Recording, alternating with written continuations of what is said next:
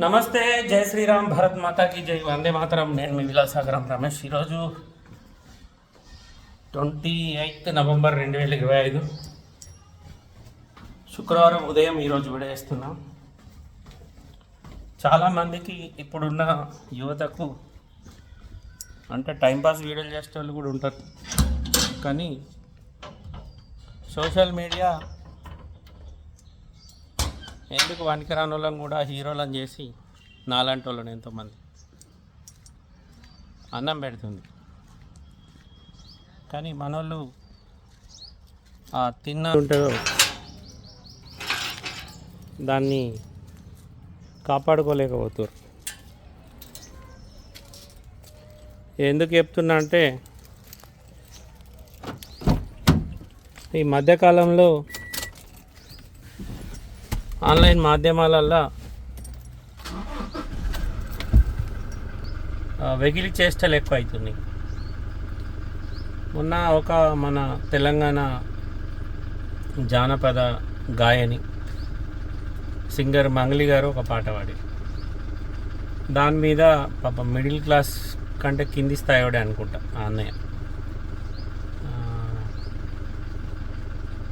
ఏదో స్టార్ అని చెప్పుకుంటాడు సోషల్ మీడియా, ఇన్స్టాగ్రామ్లో పాపం మంచిగానే మంది ఫాలోవర్స్ ఉన్నారు. ప్రతి ఒక్కరిని వీడియో చేసిన ప్రతి ఒక్క వ్యక్తిని ఆయన తిట్టుడు అయిన పని, వేరే ఏముండదు. సరే, ఇప్పుడు సెలబ్రిటీలు అయితే ఊకోరు కదా, కామన్ మ్యాన్ మనలాంటి వాడు అయితే పోనిది పాపం ఏ ఫ్రస్ట్రేషన్లో ఉన్నాడో మనల్ని తిట్టిండి అని అనుకుంటారు. కానీ సింగర్ మంగ్లీ గారు సీరియస్గా తీసుకొని ఆయన మాట్లాడిన భాష, కులాన్ని మాట్లాడిండు, ఆయన వాడిన పాటను కించపరిచిండు. ఆయనతో పోయి సజ్జనర్ సార్ని కలిసి ఎఫ్ఐఆర్ చేయించింది.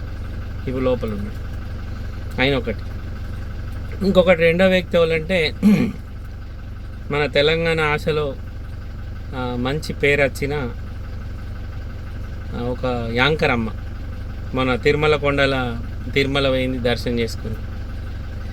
బాగా మంది తిరుపతి దాకా పోయి భగవంతుని దర్శనం కాక బయటకెళ్ళి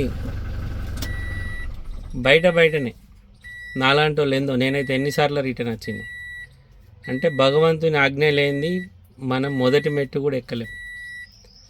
అక్కడ దాకా పోయి భగవంతుని వివిఐపి దర్శనం చేసుకొని ప్రసాదం తీసుకునే దగ్గర భగవంతుని హేళన చేసి మాట్లాడి ఆమె ఇప్పుడు పబ్లిక్లో కొంచెం ఆమె మీద ఉన్న మంచి అభిప్రాయం చాలామందికి చెడు అభిప్రాయం. ఇప్పుడు ఆమె సోషల్ మీడియాలోకి వచ్చి చెప్తుంది, నేను ఏదో అట్లా నాకు భగవంతుడు అంటే పిచ్చి భక్తి అయినా కానీ నేను తప్పు చేసినా తప్పైంది క్షమించురని అడుగుతుంది. కానీ నోరు మనదే, ఈపు మనదే. మనం ఏ నోరుతోటి అయితే తప్పు మాట్లాడి మళ్ళీ అదే నోరుతోటి క్షమించురంటే అంత ఈజీగా క్షమాపణ ఉండదు కదా. సరే, మానవ సహజం, తప్పులు మనం అందరం చేస్తాం, కానీ భగవంతుని దృష్టిలో అయితే పడతాం మనం. ఇసొంటోళ్ళను నేను గుళ్ళ దాకా రానిచ్చిన్నాను ఆయన కూడా అనుకుంటాడు. ఇంకోసారి మనల్ని రావాలంటే మనకేదో రకంగా అడ్డు చెప్పి రానియడు. ఇది నేను ఎక్స్పీరియన్స్ తోటి చెప్తున్నా. నమిలికొండలో మా పాలవల్లే రవి అని తమ్ముడు అవుతాడు పాపం. వాడు తిరుపతి దేవునికి ఎంటికలు ఇస్తా అని మొక్కుకున్నాడు. వాడు తిరుపతి బయలుదేరుతా అని అన్నీ రెడీ చేసుకున్నాడు. ఒకళ్ళు చుట్టాలు చనిపోడు, పాలవల్లి ముట్టడు వచ్చాడు, అడబోలేదు. అట్లా కొన్ని సంవత్సరాలు ఆడు ఇంత పెద్ద గడ్డాలు మీసాలు పెంచుకున్నాడు. అది భగవంతుడు తలుచుకుంటే మొదటి మెట్టు కూడా ఎక్కనియాడు. కానీ మనం అక్కడ దాకా రానిచ్చిండంటే మనం చేసిన పూజలు పునస్కారాలు. కానీ మళ్ళీ మనం ఆడిపోయి కూడా హేళన చేసే మాటలు మాట్లాడుతుంది. ఇప్పుడు క్షమించమని అడిగిన అంత తొందరగా మనుషులంటే క్షమిస్తారు, కానీ దేవుడు క్షమించాడు కదా. మీరు మళ్ళీ తిరుపతి ప్రయాణం చేసి చూడరు, మిమ్మల్ని ఏడ ఆపాలనో ఆడ ఆపుతాడు. ఇది నిజం. అది పోతే నార్త్ సైడ్ యూపీలో 10 రూపాయల వాళ్ళ బిస్కెట్ కెత్తనే మేత అని ఒక ఆయన చిన్న 2-3 మాటలతోటి సోషల్ మీడియాలో బాగా పాపులారిటీ వచ్చింది. కొన్ని మిలియన్ ఫాలోవర్స్ ఉంటారు అతనికి. అట్లా అతడు నిన్ననో మొన్ననో ఒక రీల్ చేసిండు. ఎవరితోటి చేసిండు తెలుసా? మళ్ళీ వాళ్ళ భార్యతోటి చేసిండు. వాళ్ళ భార్య ఒక పాప కూడా వాళ్ళ కూతురు అయి ఉండొచ్చు, కాకపోవచ్చు, నాకు పూర్తిగా దాని మీద క్లారిటీ లేదు. అయితే ఆ పాప దుకాణంలోకి వచ్చి కొన్ని సామాన్లు తీసుకొని ఇంటికి వెళ్ళంగా షాపులో ఈయన ఉండి పైసలు అడిగింది. పైసలు అడిగితే పాప ఏమన్నదంటే మా అమ్మ చిత్తది అని చెప్పింది.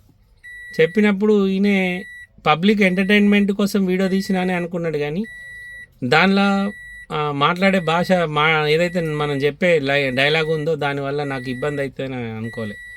ఎంత కుటుంబ సభ్యులైనా రోడ్డు మీదకి తీసుకొచ్చి మనం రోడ్డు మీద మన భార్యనైనా మన బిడ్డనైనా ఇంకా మా బిడ్డనే ఇంత మంచిగా ఉంది ఇంకా తల్లి ఎంత మంచిగా ఉంటుందో అని అనలేం కదా. ఆయన ఆ మాట అన్నాడు. అంటే యూపీ పోలీస్ ఆయన మీద ఎఫ్ఐఆర్ చేసింది, పోలీసు వాళ్ళు అరెస్ట్ చేస్తే కోర్టు బెయిల్ కూడా ఇచ్చింది.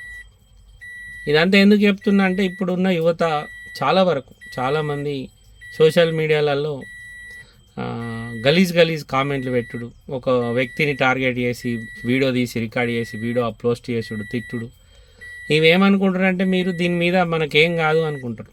సైబర్ క్రైమ్ అవుతుంది. ఆ క్రైమ్ అయిన తర్వాత మీరు కోర్టు చుట్టూ తిరగాలి, అడ్వకేట్ని పెట్టుకోవాలి, జైలుకోవాలి, ఇవన్నీ ఉంటాయి. ఈ మిడిల్ క్లాస్ నుంచి కింది స్థాయికి ఇవి తెలివై ఏమనుకుంటారంటే సోషల్ మీడియాలో 10,000 మందో 20,000 మందో ఫాలోవర్స్ కాగానే నేను పెద్ద సెలబ్రిటీ లెక్క ఫీల్ అవుతాను. ఆ మధ్యకాలంలో ఒక చిన్న మహబూబ్నగర్ జిల్లాలో చిన్న పిల్లగాడే పాపం చనిపోయింది, ఇప్పుడు లేడు అబ్బాయి. కానీ నేను డైలాగులు ఇంకా మనోళ్ళు అంతే కదా సార్ అని వాడుతూ ఉంటారు.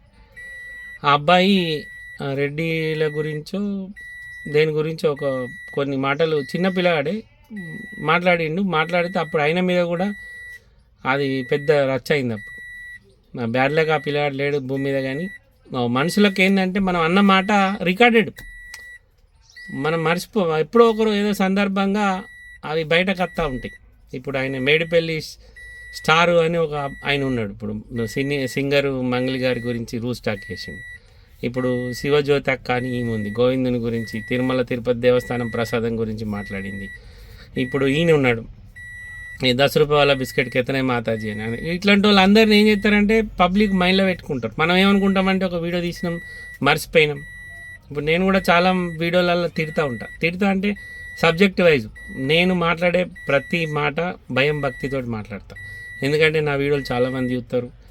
నేను ఎవరిని ఏ మతాన్ని ఏ కులాన్ని ఏ ఒక్క వ్యక్తిని టార్గెట్ చేసి మాట్లాడాను నన్ను అనని వరకు. నన్ను ఎవరన్నా ఇప్పుడు నన్ను చాలామంది విమర్శించేటోళ్ళు ఉంటారు. ఇప్పుడు నన్ను డైరెక్ట్ అనలేక నేను కామెంట్స్ ఆఫ్ పెట్టుకుంటా కాబట్టి వేరే వాళ్ళ ఛానళ్ళకు కింద నన్ను తిడతారు. నా లొకేషన్ తెలుసు, నేను చేసే బిజినెస్ తెలుసు, ఇది నా ఇల్లు. డైరెక్ట్ ఇంటికి వచ్చి ముఖం పట్టుకొని తిట్టచ్చు కదా మీకు అన్యాయం నేను చేసినట్టయితే. ఈ సోషల్ మీడియాలో కామెంట్ పెడితే నువ్వు హీరో ఎట్లయితావు? నువ్వు 0 కంటే 0 -0 నువ్వు. నేను ఎంతమందిని చూసుంటా చెప్పు? నా వయసు ఇప్పుడు 43. ఎంతమందిని చూసుంటా? ఢిల్లీలో ఎవరికి భయపడం మనం, మన సైడ్ నుంచి తప్పు లేనంత వరకు. అట్లాంటి నేనేం హీరో అని చెప్తలేను, కానీ సోషల్ మీడియా మనకు అన్నం పెడుతుంది. మనల్ని ఎంతోమంది అభిమానిస్తారు. అరే ఇట్లనా అని ఎంతో అట్లాంటివి మనం పోగొట్టుకుంటున్నాం చిన్న మిస్టేక్ వేసి. ఈ సోషల్ మీడియాలో వచ్చిన పేరును ఖరాబ్ చేసుకోకూరని నా యొక్క విన్నపం. మళ్ళీ ఇందులో ఉన్న వాళ్ళు అందరూ మిడిల్ క్లాస్ నుంచి కింది స్థాయి వాళ్ళే. అప్పర్ హ్యాండ్ వాళ్ళు ఇట్లాంటి లైట్ పట్టించుకోరు, వాళ్ళకి సోషల్ మీడియా పెద్ద మ్యాటర్ కాదు. కానీ మన సొంటలకు ప్లాట్ఫామ్ దొరుకుతుంది. మనని చాలామంది ప్రమోషన్స్కి వెళ్తుర్రు. వాళ్ళిద్దరు భార్య భర్తలు పాపం, భర్త వెనకాల నోరుతోటి మ్యూజిక్ అయితే భార్య ముంగట ఎక్స్ప్లెయిన్ చేసుకుని అట్లా కష్టపడుతుర్రు.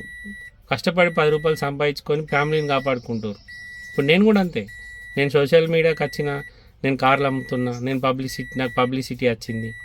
నన్ను ఎక్కడెక్కడో నమ్మి లక్షలు 10 లక్షలు 20 లక్షలు కాదు 30 లక్షలు పంపిన వాళ్ళు కూడా ఉన్నారు. తీసుకుపోయి ఇంటికాడ బండి పెడుతున్నా, పట్టుకొని పారిపోవడం ఎంతసేపు? కానీ పారిపోతే నేను ఆడికే లాస్ట్ అయిపోతా. ఇంకా ముందుకోవాలంటే నేను ఇంకా కష్టపడాలి. అట్లా మనం ముందడుకోవాలి. మనం 10 మందికి ఉపయోగపడాలంటే సోషల్ మీడియాలో జాగ్రత్తగా ఉండాలి. ఇక మనకు ఛానల్ ఉంది కానీ మనం ఇష్టం ఉన్నట్టు మాట్లాడితే ఏదో ఒక రోజు బుక్ అవుతాం, లోపల తీసుకొని పారేస్తారు. నేను అందరి గురించి మాట్లాడినా సార్, అందులో నేను కూడా ఉన్నా కావచ్చు, కానీ జాగ్రత్త. నోరు మనదే, ఈపు మనదే. ఏమైనా తప్పు మాట్లాడితే సారీ. మళ్ళొకసారి అందరికీ జై శ్రీరామ్, భారత్ మాతాకి జై, వందే మాతరం, జై హింద్.